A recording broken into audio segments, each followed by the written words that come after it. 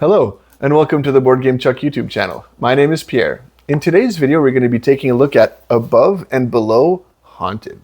So sit back, relax, and enjoy the discovery. All right, Above and Below Haunted by Ryan Lockett.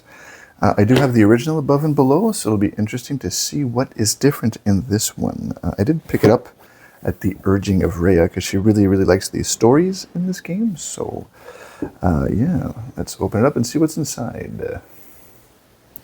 Firstly, here we do have the storybook. I won't open it up, just suffice it to say that there's a whole bunch of stories in there. I want to keep that for you to discover.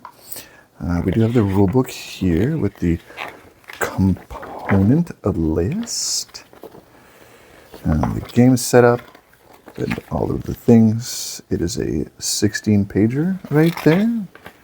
Put that to the side for later. Here we have some plastic that is probably going to defeat me unless I can take off the plastic. Just a moment, please. All right, so I'm breaking into this video because in the course of unwrapping the player boards, I neglected to press pause and pressed stop on recording the video, so the whole chunk of the video is missing. So we're gonna have to go through it like this, and I apologize. It won't be fresh out of the box, but there you go. Also, this insert is my insert from the old Above and Below, and it fits everything perfectly. So I just went with that. So here we have the player boards in each color. And here we have the main game board here, which is you got the round timer here, and the resources there, reputation track, and where the villagers will go right there. And then next, I'll show off, here we have some boat tiles here. Here we have some tea leaves. Here we have some shells, crabs, and some rice. These are all the resources you can get in the game. The other resources you can get in the game are, they have the seeds here. They have this prickle fruit or spine fruit or something. We have some octopus kind of looking roots. And here we have a ruby fish. And we have some, I call them sweet brews, but they're like mystical brews. So there you go. Next here we have some pearls. We got the pearls there for when you are doing the harder of the 2 underground missions. You get rewarded with a pearl. We have the $5 denomination coins. We have 10s, and we have the 1s here. Next, we have the player cubes. So we have red, white, green, and blue. So those are the player cubes there. Here we have, this is the round timer. It looks like that. Also a pearl on the other side, so don't get fooled there. Next, these are let's see if I can actually get them out of here in a nice, there we go. So we have starting villager tiles. So every player will get one of each of these villagers, and we have the 2-die villager here like this, and this is what they look like. There's this person there, another 2-die villager there, and another one there, and then everyone gets to choose one of these feather ones here. So we have this feather one here, this feather one here. Hard time putting that back in the box. There we go. Have this feather person here, and then the last feather person here, which is Rhea's favorite there. And here we have, we get to pick one of these hammer people here. They're essentially all the same, as you can tell, but they just have a different illustration on there, and Rhea really likes this one here. And she also likes this one here, so it's always a tough choice for her to which to pick. And then there's this person there, and then this person right there. Next we have the very nice light wooden dice, which look like that.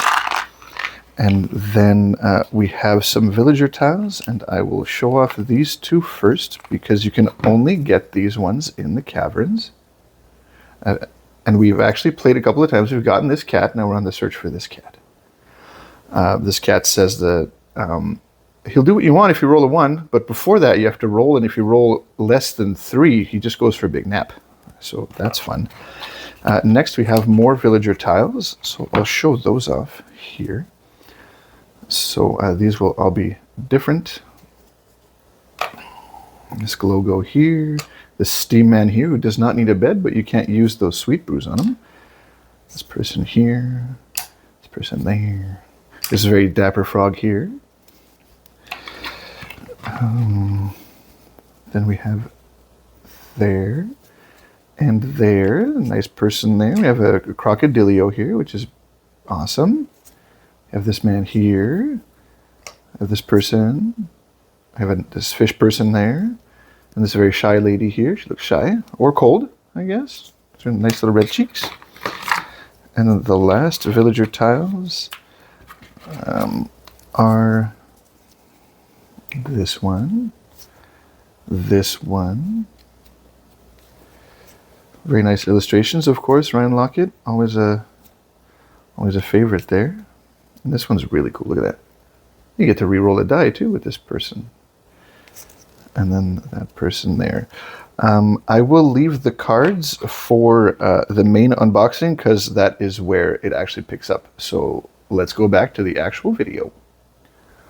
All right, I'm breaking into the break-in of the video because I also forgot that the ghosts weren't shown off in the main video. So I will do that now. They all look the same, but they're all very pretty and they're all very silver shimmery. You can kind of tell there a little bit. The shimmer, not simmer. That's completely different video. So there you go. Let's get back to the video here.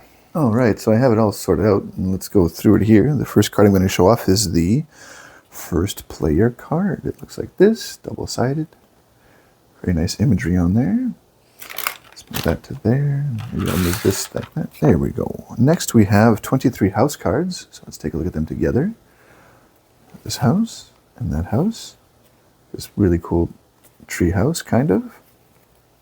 It's industrial kind of a house. This stilty house. I always find Ryan Lockett art to be very quirky and compelling as well. Just with just a tiny little image, you can, imagine yourself, oh, you just caught a fish that day and you went out in your canoe and nice fire roaring and very cozy home and all that kind of stuff, right? These houses are very nice. This one's looks like some sort of, I don't know, I was gonna say lighthouse, but there's no lighthouse on there. This little houseboat as well, looks cool. There we go. The next cards to show off are 4 starting house cards. They all look the same. Oh, I should show the back of these ones off. The back of these ones, the house cards look like that. And your 4 starting house cards look like this. The beds indicate that you have enough room for 3 villagers to sleep in your place. There you go. Here we have 22 outpost cards. So if it is anything like the last game, you need to explore these caves. And when you explore the caves, you can build in the caves. And that's what these are for here. This looks like a cool industrial kind of setup here with the crane and everything. That's cool as well. There's that houseboat again, but it's in a cave now. This looks like a future sci-fi like deli of some kind. That's cool as well. I do like that the underground stuff looks way different than the top ground stuff. It's a distinct style for both of them, which is cool. This one has like a little garden on the roof. That's cool.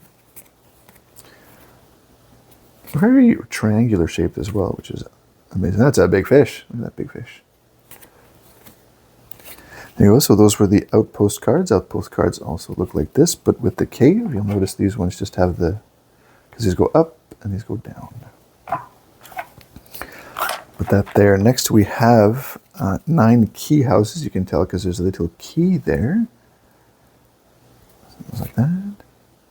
And like this. Just a little tent. Another little houseboat as well. This one's made out of a big, huge fish skull, which is cool. Oh, that one's amazing. I like that one. And that one's also nice. Not to take away from it.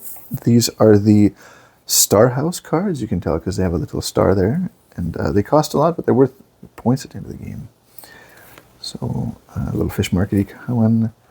Well, it looks like a brewery of some kind, just because of that little barrel there. That one's nice as well. Very Asian in flavor, if that makes any sense. Like for Japanese with the tops of their doors there. That one looks cool as well. Ditto that one and that one. This one almost looks like the top of a robot. This little robot head. Next we just have some cave cards. There's 15 basic cards. They all look the same except that there's just different, different numbers. I believe if you roll a die and you get a 1, you just read passage 1. If you roll the 1, you reread passage 7 in the encounter book, and that's how that goes. The penultimate deck of cards here is the same kind of cave cards, but these are more dangerous. You can tell because there's a dangerous fish there, and they have this little moon up there. And I'm assuming that encounters here will be tougher. Maybe 5 to 11 was what that means. You need to get 5 to 11 to overcome what's in the cave, so that's cool. And last but not least, I won't show them off, but this is, there's 43 adventure cards, and this is the back of them.